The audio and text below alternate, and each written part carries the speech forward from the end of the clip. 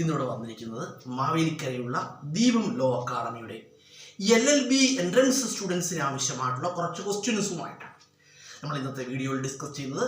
Reserve bank എന്ന് കേൾക്കാത്തവരായിട്ട് ആരുമില്ല. Reserve bank എന്ന് പറയുമ്പോൾ റിസർവ് ബാങ്ക് നിലവിൽ വന്ന വർഷം എന്നാണ് 1935 April 1. Reserve bank was established on 1935 April 1. 1935 April 1 എന്ത് വന്നു? റിസർവ് ബാങ്ക് നിലവിൽ വന്നു. റിസർവ് ബാങ്കിന്റെ ആസ്ഥാനം എവിടെയാണ്? റിസർവ് ബാങ്കിന്റെ ആസ്ഥാനം എവിടെയാണ്? മുംബൈയാണ്. Headquarters of reserve bank answer Mumbai. Headquarters of reserve bank answer Mumbai ആണ്. റിസർവ് ബാങ്കിനെ കുറിച്ച് പറയുകയാണെങ്കിൽ റിസർവ് ബാങ്ക് ഏതു പേരിൽ അറിയപ്പെടുന്നു? റിസർവ് ബാങ്ക് ഒരു പേരിൽ അറിയപ്പെടുന്നുണ്ട്, bankers bank. Reserve bank is known as bankers bank. Reserve bank is known as bankers bank. അതുപോലെ തന്നെ റിസർവ് ബാങ്കിനെ കുറിച്ച് പറയുകയാണെങ്കിൽ റിസർവ് ബാങ്കിന്റെ തലവനെ വിളിക്കുന്ന പേരെന്താണ്? Reserve bank governor. The head of reserve bank answer reserve bank governor. കേട്ടോ, തെറ്റിപ്പോകുന്നത് ചെയർമാനും ഒന്നുമല്ല, ചെയർമാനോ സെക്രട്ടറി ഒന്നുമല്ല. ആരാണ്? റിസർവ് ബാങ്ക് ഗവർണറാണ്. Head of reserve bank answer reserve bank governor. Reserve bank governor is the head of reserve bank. അതുപോലെ പറയുകയാണ് റിസർവ് ബാങ്കിന്റെ ആദ്യകാല ഗവർണർ ആരാണ്? Osborne Smith. First governor of reserve bank answer Osborne Smith. Osborne Smith was the first governor of reserve bank. അതുപോലെ തന്നെ പറയുകയാണെങ്കിൽ reserve bank ഗവർണറാകുന്ന ആദ്യത്തെ ഇന്ത്യക്കാരൻ ആരാണ്? CD ദേശ്മുഖ് ആണ്. ആരാണ്? CD ദേശ്മുഖ് ആണ്. First Indian governor of reserve bank. കേട്ടോ, ആരാണ്? First Indian governor of reserve bank answer ആരാണ്? First Indian governor of reserve bank answer CD Deshmukh. CD Deshmukh was the first Indian governor of reserve bank.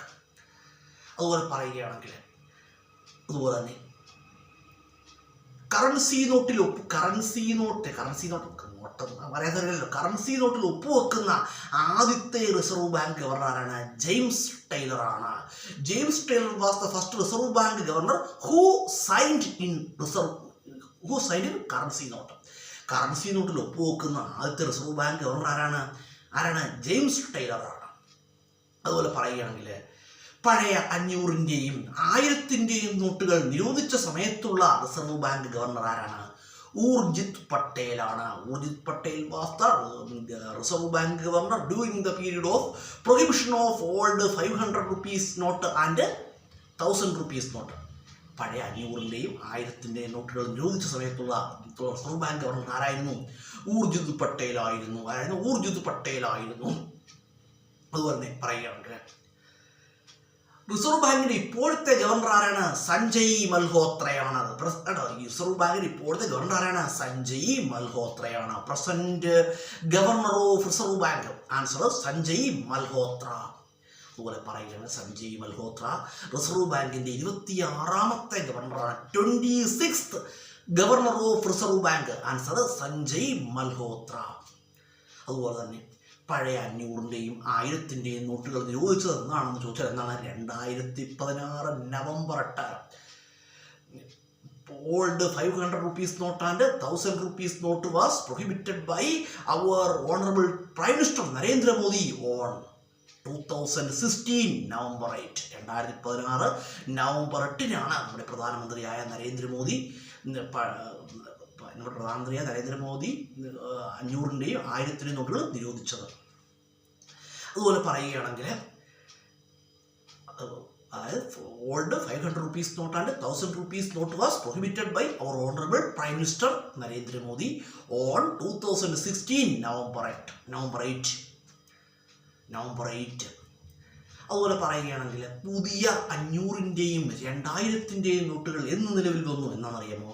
പുതിയ 500-ന്റെയും 2000-ന്റെയും നോട്ടുകൾ എന്നാ നിലവിൽ വന്നേ?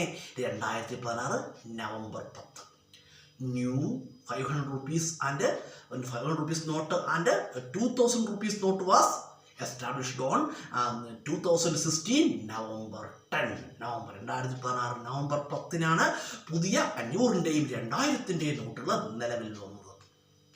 അതുപോലെ പറയുകയാണെങ്കിൽ സെക്യൂരിറ്റി പേപ്പർ മിൽ എവിടെയാണ്? സെക്യൂരിറ്റി പേപ്പർ മിൽ എവിടെ സ്ഥിതി ചെയ്യുന്നു? എവിടെയാണ്? ഹോഷംഗാബാദ് മധ്യപ്രദേശിലാണ്. ഈ ഹോഷംഗാബാദ് എന്ന സ്ഥലം മധ്യപ്രദേശിലാണ്. Hoshangabad Madhya Pradesh. Security paper mill Hoshangabad Madhya Pradesh.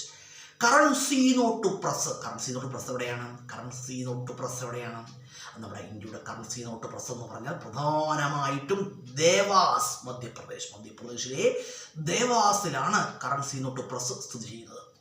അതുപോലെ തന്നെ മുംബൈയിലെ മഹാരാഷ്ട്രയിലെ നാസിക് കേട്ടോ. മഹാരാഷ്ട്ര നാസിക് ആൻഡ് ദേവാസ് മധ്യപ്രദേശ്. എങ്കിലും പ്രധാനമായിട്ടും ദേവാസ് മധ്യപ്രദേശാണ് കേട്ടോ. ദേവാസ് മധ്യപ്രദേശാണ്. Currency note press of reserve bank. Answer Dewas Madhya Pradesh. അപ്പം ഞാൻ എന്നോട് വന്നത് മാവേലിക്കരയുള്ള ദീപം ലോ അക്കാഡമിയുടെ LLB എൻട്രൻസ് സ്റ്റുഡൻസിന് ആവശ്യമായ കുറച്ച് ക്വസ്റ്റ്യൻസുമായിട്ടാണ്. ഈ ക്വസ്റ്റ്യൻസ് ഏവർക്കും കാണാവുന്നതാണ്, കേട്ട് പഠിക്കാവുന്നതാണ്. LLB എൻട്രൻസ് കോച്ചിങ്ങിൻ്റെ എൻട്രൻസ് ക്ലാസ്സുകൾ എല്ലാം കൂടെ നമ്മുടെ വീഡിയോയിൽ അപ്ലോഡ് ചെയ്യാൻ കഴിയുകയില്ല. കാരണം വിശാലമായ വൈഡായ സിലബസൊക്കെയാണ്. അപ്പോൾ അതെല്ലാം കൂടെ ഒന്നും നമ്മുടെ യൂട്യൂബിൽ അപ്ലോഡ് ചെയ്യാനും കഴിയുകയില്ല. എങ്കിലും കുറച്ച് കാര്യങ്ങൾ എന്ത് ചെയ്യാം, ആ യൂട്യൂബിലോ അല്ലെങ്കിൽ ഫേസ്ബുക്കിലൊക്കെ എന്ത് ചെയ്യാം, അപ്ലോഡ് ചെയ്ത് തരാം. നമ്മുടെ ഫ്രണ്ട്സിന് അത് കാണുവാനും പഠിക്കുവാനും ഒക്കെ എന്താണ് അത് ഉപകാരപ്രദമാണ് കേട്ടോ.